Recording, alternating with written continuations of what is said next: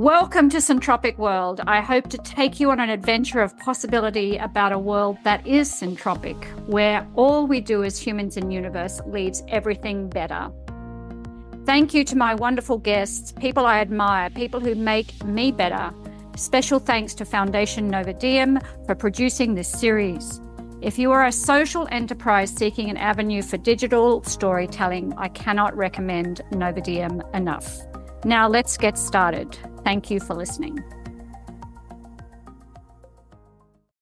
Well, today I am very excited to have the wonderful DJ Carey present for this final of the 4-part podcast series. And I got to know DJ through him joining the Syntropic Enterprise Masterclass, a couple of years ago now.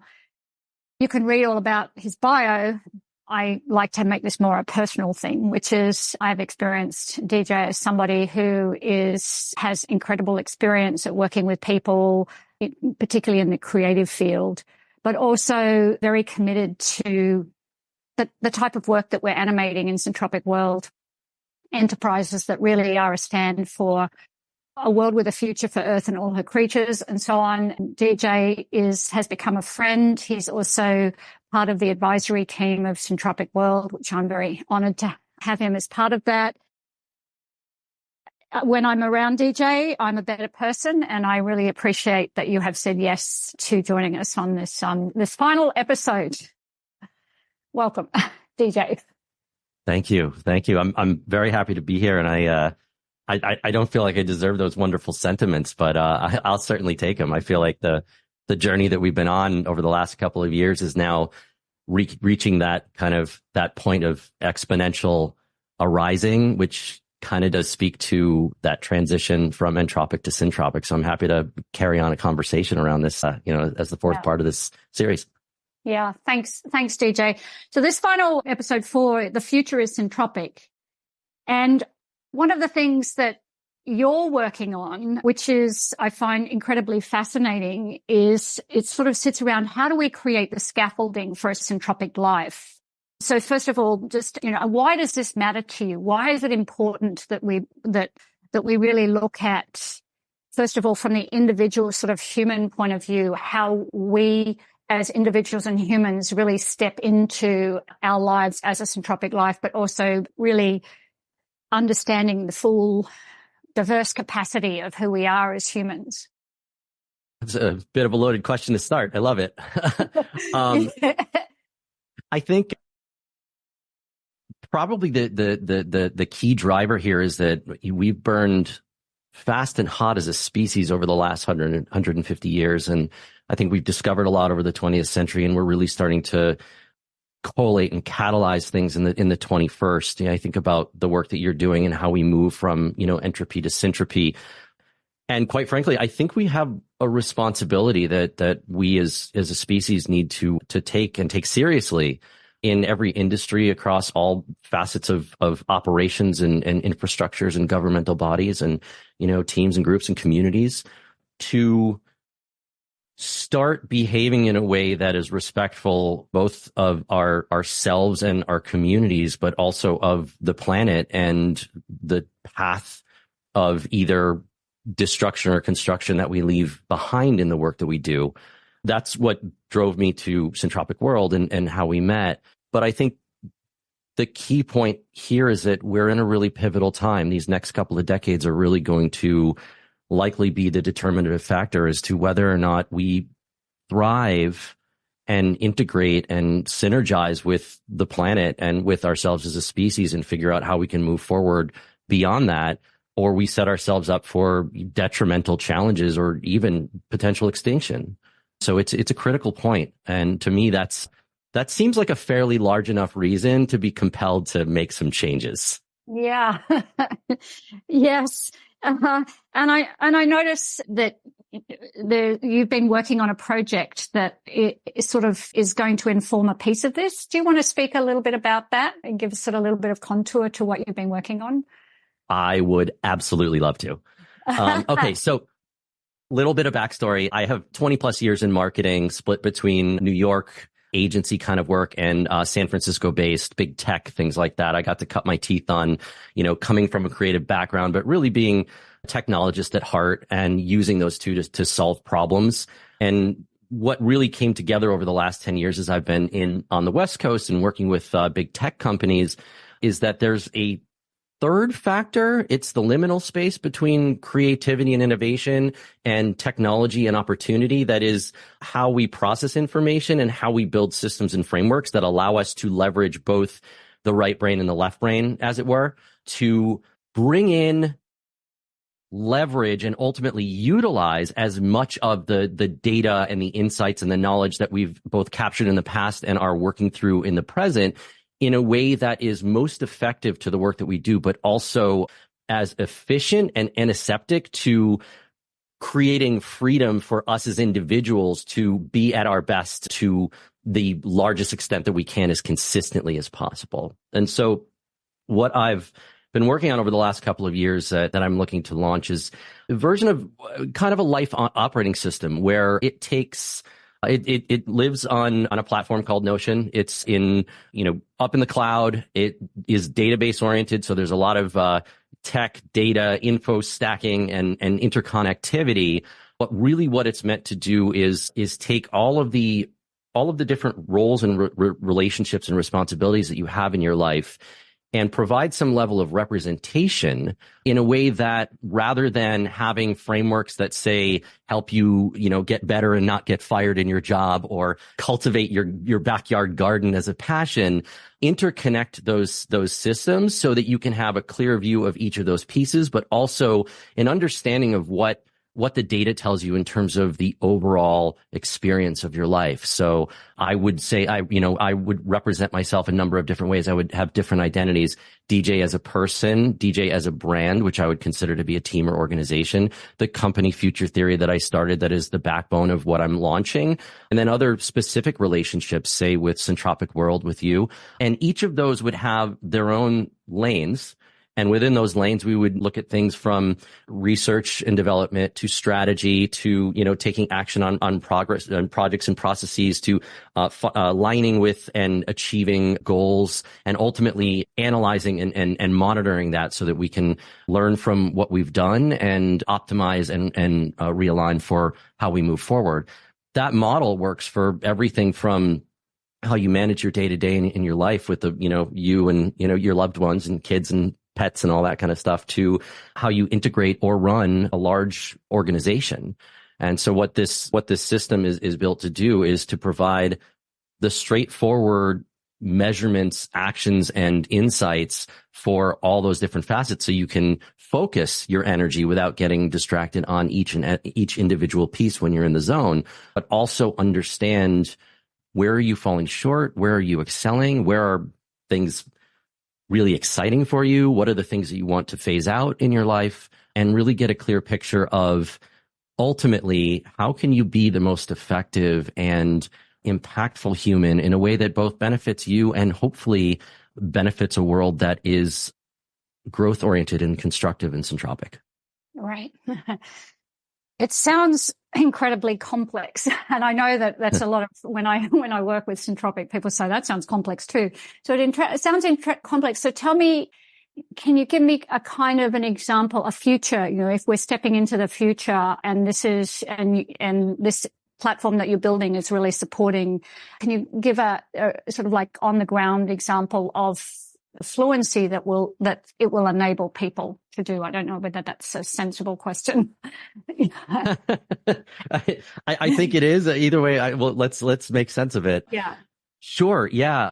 Thinking about, let's split the role that someone has, an individual with their own aspirations, a relationship, a partnership with another human being that they love and care for, and their responsibility as, say, a team member in an organization, to be able to look at that in that first layer, what you're most interested in, where you're spending your time, what kind of things that you allocate to that time that you have, assuming you're going to be working full time in those mornings or in those evenings where you do have a little time to think, or where you have those moments of epiphany when you're, say out with your loved one and all of a sudden you realize something that you want to fold back into how you operate, to be able to capture those and leverage those and have a running kind of like a digital journal that's capturing more than just your thoughts that you would write down on paper or type into a computer, capturing the actions and behaviors that you have, the likes and dislikes,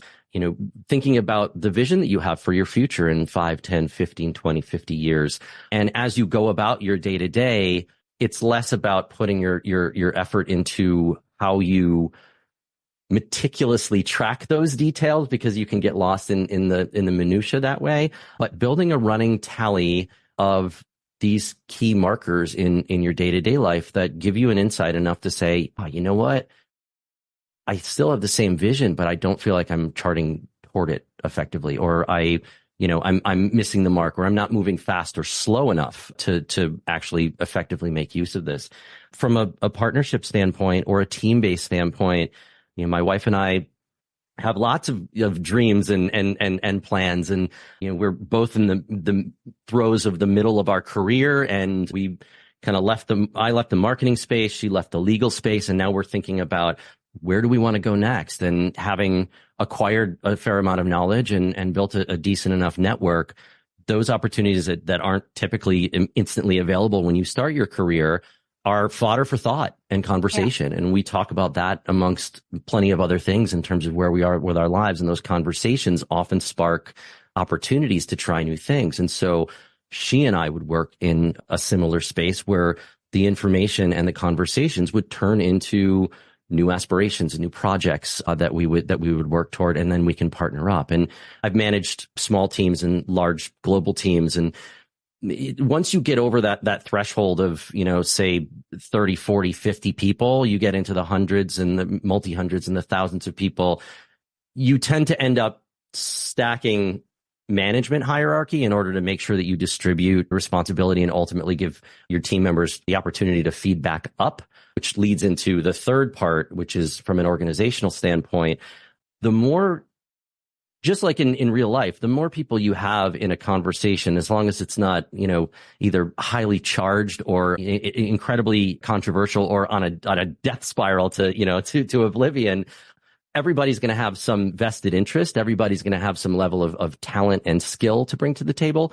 And everybody is going to naturally find some connectivity between the other people. And, I think one of the very few benefits that came out of COVID is we've figured out how to hone our skills in the digital realm to derive those connective tissues through this digital ether that we had been forced to over the last handful of years build and maintain relationships through. And what this system will also hopefully do is to allow for not only a hierarchy, but a flat, clear understanding of level of contribution, growth opportunities, and ultimately be clear on, from a Syntropic standpoint, what the ultimate goals are, the things that align with a framework of constructing and growing and building abundance in your organization, but also maintaining clear lines of communications and standard communications and operating processes and open forums. And I think one of the greatest things that came out of the blockchain roller coaster in the last couple of years is the concept of a DAO, where rather than having a handful of people at the top with tons and tons of power that are disseminating all of the instruction and direction to very, very little benefit to a large distributed mass of people, there are ways that now we can structure large groups where everybody can have a voice, and we can democratize the direction of the organism, which is the team or the community or the organization. And so going from the individual to a binaural unit or a team all the way up to large organizations, each and every one of those presents extra layers, but those layers can then help facilitate more empowerment, more feedback, and we can use the data within the system and the feedback from the human beings that are actually participating in that system to figure out how to course correct, hopefully more effectively, based on that human feedback in a system that maintains it. Right. And just to be clear, a DAO, if anyone doesn't know, a decentralized autonomous organization, it sounds like what you're creating, if I could describe it, is something along the lines of a digital mirror. And when I use the term mirror, because one of the sort of laws, one of nature's coordinate systems is the law of interference, which is how we see. It's light, how we see. And so we need that in order for us to both see others, but also have our reflection back.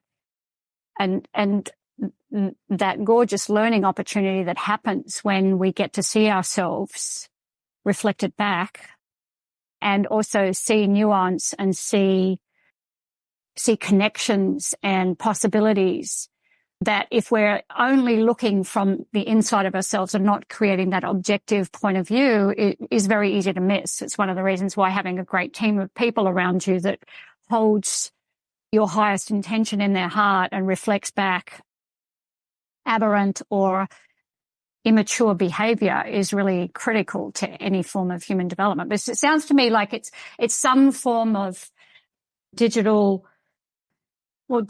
personal library that has a mirroring effect, maybe. Is a digital whole person library that has a mirroring effect, a mirroring and interconnectivity effect. Would that be a way that you might describe it? What you're Yeah. I think there are kind of two things that have inspired me in terms of thinking about how to build this, and it came from humble beginnings of, the marketing world and trying to figure out how to be a better project manager. But then there were all of these philosophical and spiritual elements that brought it back to the potential from a human standpoint. And I think that goes to what you're talking about. One is a holon, which is, something that is both a representative individual object, but is also connected to and part of everything else that's around it. And the other, which is kind of where I'm going with this, is the concept of Indra's net. It's in Chinese Buddhism and a number of other places. And the distilled down concept is there are all of these jewels, and each of these jewels are a mirror reflection. And so they represent something singular and unique, but because they reflect all the other jewels in this large three-dimensional grid of the jewels, they are also inherently representative of everything else in that space. And it really does get to the point of, how we can very easily get lost in our own, building our own walls and boundaries that are artificial to, create a sense of self and, validate who we are in our own circumstances and then relate ourselves to the next point, as opposed to recognizing that we are basically all part of the same philosophical soup. Yeah.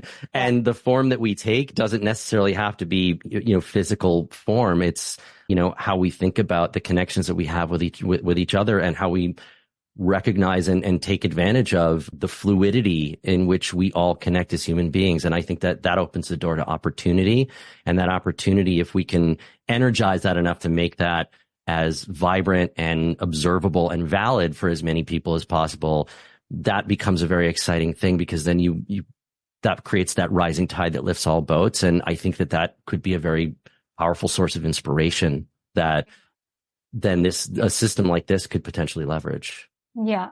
You have the whole area of tech, because in this fourth episode, the future is syntropic, and we are in a technological world.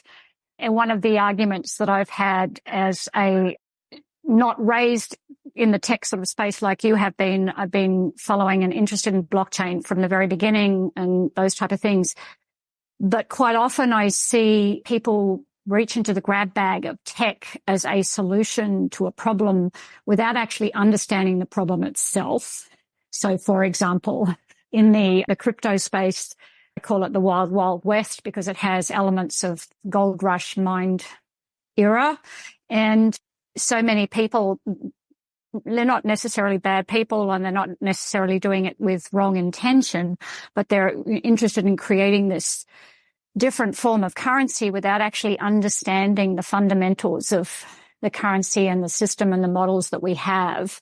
And so the solutionism of using tech has quite often a dangerous element to it that can actually create more problems than we're seeking to solve, because there's a lack of understanding of the existing substrate, for example.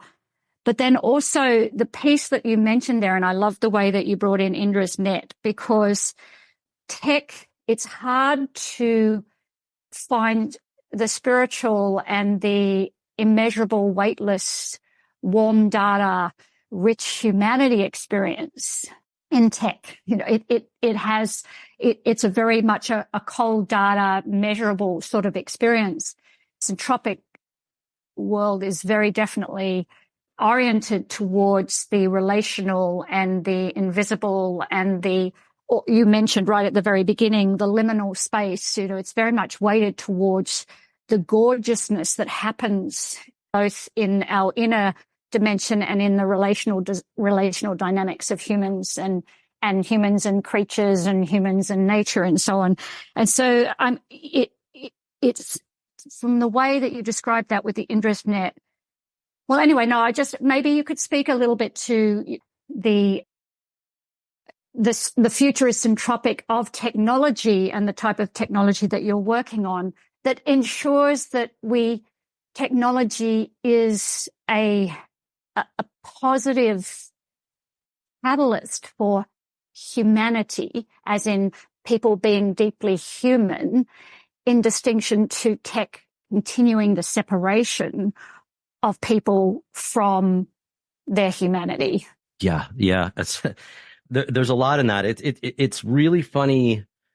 You think about, the mid 20th century when a lot of the writers, sci-fi writers were writing about the human experience, that only the proliferation of technology over the coming decades or centuries would get us to, but they told the story from an inherently human perspective because that was the perspective that we had.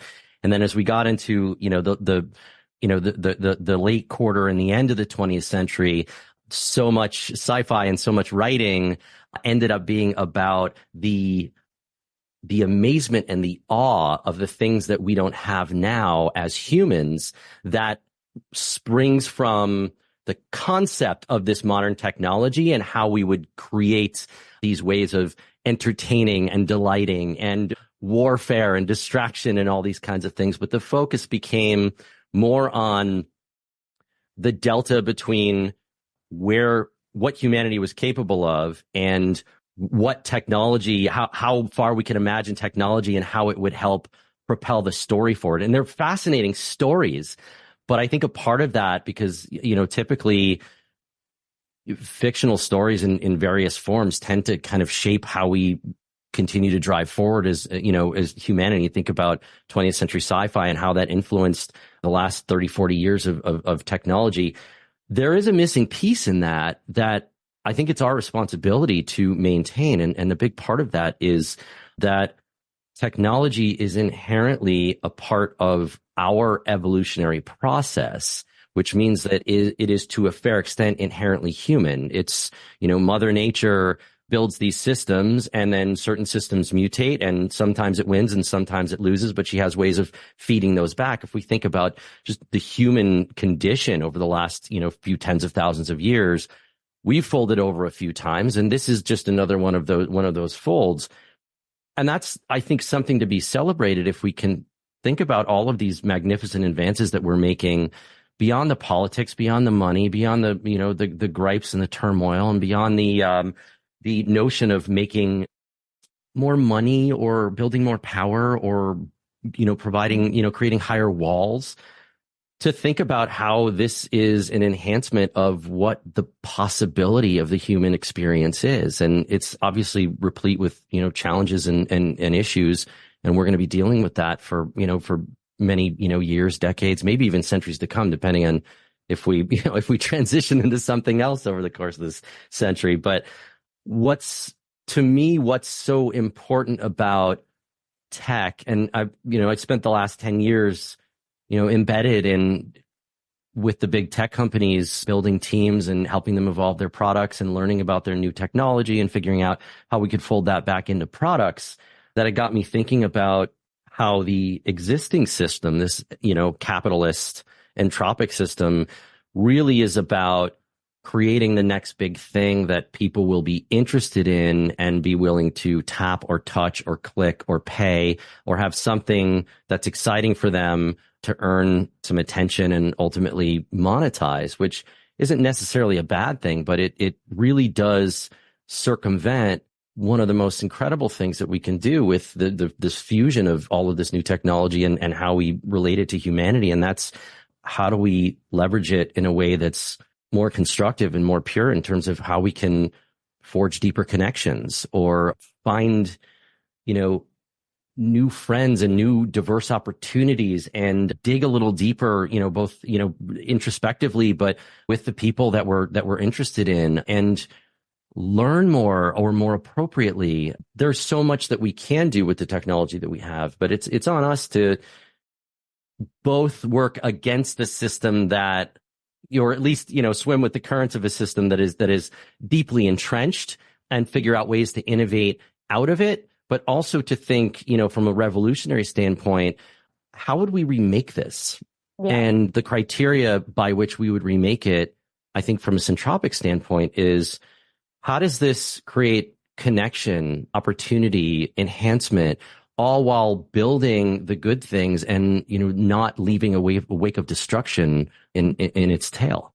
Yeah. Yeah. How do we build technology in service to life, which is inherently syntropic? That's a piece of how we talk about syntropic, in service to life versus in service to false idols or small idols or idols for personal gain and whatever else like that, which I think is an incredibly important question, because some of the technology that we have right now is able to be in the hands of people who have not very good intentions of how to use it. Unfortunately, it's definitely not in service to life. And so, but you raise a point which I find very fascinating, and I've probably not really considered it very much. Part of syntropic world is we speak about we are nature, and nature has an operating system. Speaking of an operating system, has an operating system that it's been testing for about 14 billion years, and quite successfully, quite phenomenally successfully. I with my background I spent a lot of time in an anatomy lab doing dissection, and I remember as a student, I used to think about whatever the animating force of this now cadaver that is clearly not even associated with life on any level. Where is it? What happens? Where does it go? And I'm pretty sure I'm not alone as a medical student going through that conversation. But the intricacies and the complexities of just human biology, if we just start with that, is mind-blowing. We haven't even scratched the surface of that. We haven't, it's incomprehensible to us, even at this point in time, and that is a form of technology, that sort of nature's technology. And so my point is that this separation that we have, that nature is out there. You've just pointed out that technology is out there. Perhaps, no, that's a false premise. We are nature, not separate, and we are technology. A language is a technology. The tools to build a fire is a technology. So, our expression is through a technological means. And so when we change our perspective around that and see it as central to our existence, just as without the natural world, we don't have an existence. Without each other, we don't have an existence. And so I would imagine that if we change that perspective and then, from the syntropic point of view, hold life as sacred, decisions, the things that we're doing is towards the sacredness of life, in service to humanity, the future, which I'm not sure is possible within our current Molochian sort of like behemoth capitalist greedy caterpillar eating all the leaves system that we have. But that's really the work that we're seeking to do. And from my point of view, deeply inspired by an intrinsic belief that most humans, given the right conditions and circumstances, want to do good things in the world and want to have their kids have a better life than they had.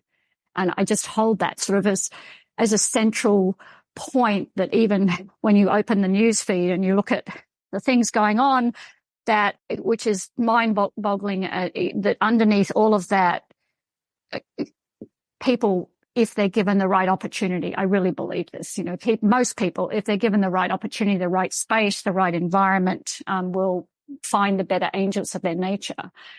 So anyway, that wasn't a question. I don't know whether you've got a comment to that. I certainly can. I mean, we haven't really had to hunt or gather or protect ourselves, or, just procreate for, solely to just keep the species going, or at least your lineage going for a while. And, I think the 20th century into the 21st century have really provided us with so many opportunities to live in our prefrontal cortex a little bit more than we had, in prior centuries. And as you were talking about this, I think about the symbiosis between things. You had mentioned, us as humanity being here and nature being over there, right? Or us as humanity and this machine, this thing that we're creating called technology, being as a separate piece. But really, the exciting place is the liminal spaces in between, as I mentioned. And that's where there's inherently, it's not a distinct binary. There are the ebbs and flows of both components or multiple components. And that's an ever-changing prospect. And within that space, in my mind, it really does cultivate a sense of youthful exuberance, because you can't rely on standardized patterns, but you can see the patterns and the systems that evolve and move and shape within those spaces as they make their way toward the poles of any, connective unit. And to me, I think that's where, for myself, I'm firmly middle-aged, neither young nor old.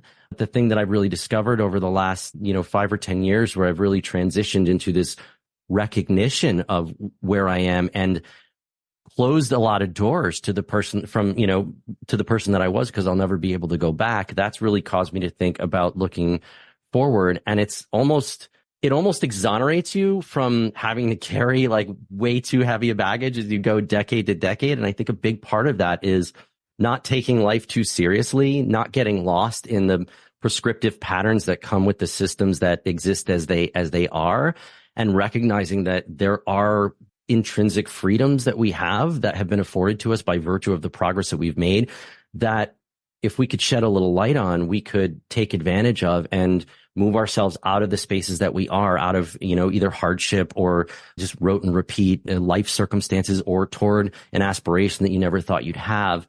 And I think the parity to that is again, that youthful impulse of being able to see anything in this world as something that you have experienced, and it's imprinted on your brain on, what it is and when you experience it and why it matters and how it relates to everything else, to being able to also see it with fresh eyes every time you see it and understand little subtleties and nuances that you may not have picked up before.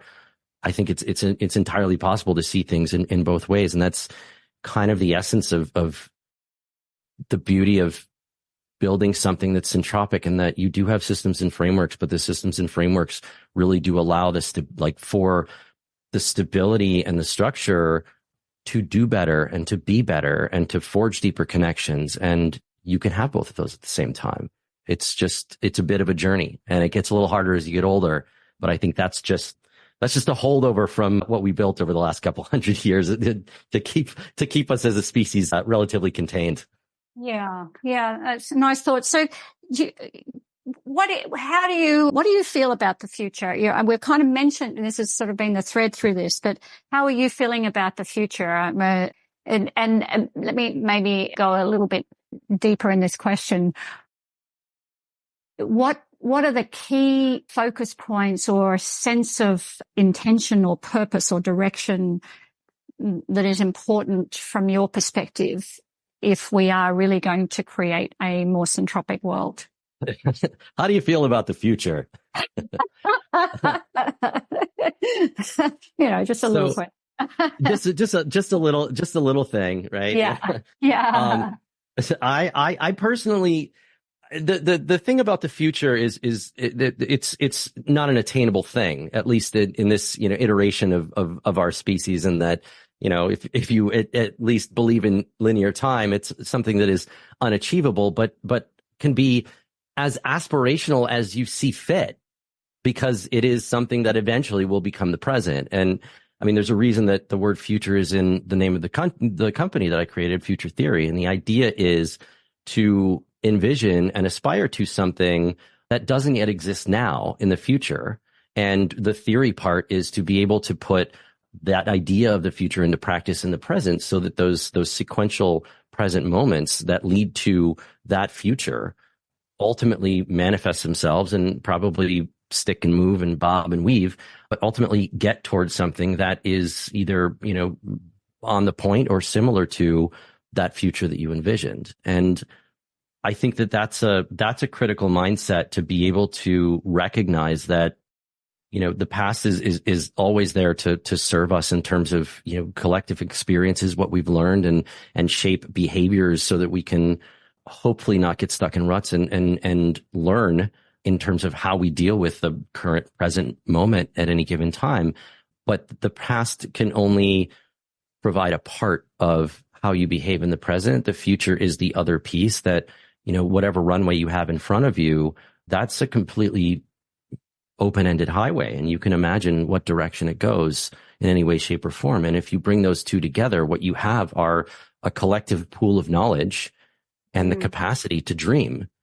And you can apply that to yourself in the moment. And I think that the concept of the future is the inherent correlation of the future and the past as it relates to how you are firmly planted with 2 feet on the ground, looking in what direction you would consider forward, and dreaming of something that you want to make happen. And, I think that that's a thing that it takes a little conditioning, or takes a little bit of breakage here and there, like mental breakage here and there when you get stuck. But I think the future is to me, as we get older, the future should become more bright and more interesting and more multifaceted by virtue of the experiences that we've had. And that to me seems to be antithetical to how people typically grow, in age over the course of their lives. And I think that if we could flip that on its end, then we could attain more life,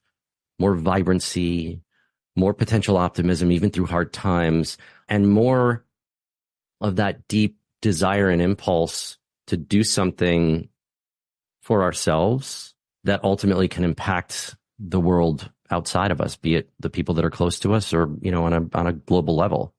Yeah. Nice. In the Syntropic Enterprise Masterclass, you may remember this, we finish week 8. We have a future exercise where I invite people to step into a future. I don't know whether you recall that, DJ, but I've facilitated hundreds of these different experiences for people now. And the sort of request is step into the future that your work today is creating, minimum of 18 months in the future, but up to 10 years. And then speak to us from that future of the experience that you have from the work you've done today, and including what would you tell your present self, what were the fears and the obstacles that you needed. And it could sound, quite mystical or the power of that exercise is really quite phenomenal. I have had many tears, many just affirmations to self from the participants going through this experience. Things like it's increased my level of confidence. It's given me the opportunity to really see how I need to be back in, which is today, in order to create that. And so the sort of like the point in summary of that is that, because it's kind of what I heard you say as well, maybe is that our future is created by how we show up today and the intention that we hold for that. And it very, very powerful thing, that ability to hold that intention, made even more powerful, sort of weaving this all together, because we started off talking about technology. One of the things that I say is the greatest exponential technology available to us as humans in universe is human minds working together synergistically, which is when we create the ecology that enables the full agency, you mentioned this, the full agency of each individual to step into community, be that team, partnership, experiences with other people. And the ecology enables the collective outcome, collective creativity, collective intention holding to be infinitely greater than it could be held by any one person. And I really, really believe, because there's a technology to the creation of that type of teaming, which is what we work in a lot in Syntropic world. I really believe that bringing people together, coordinating people to really hold the intention for the future, the more beautiful world that I believe we all know is possible.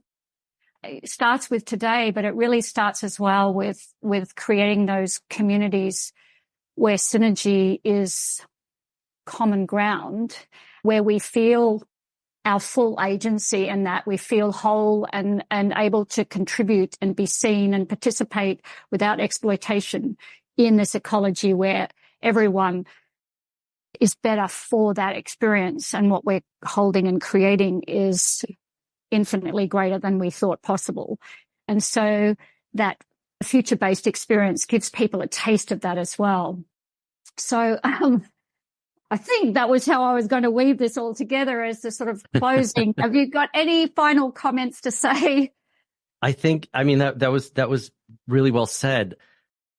I think that just the one thing in my head is the greatest, to your point in Syntropic, the greatest work that we can achieve is the work that we do together. Yes.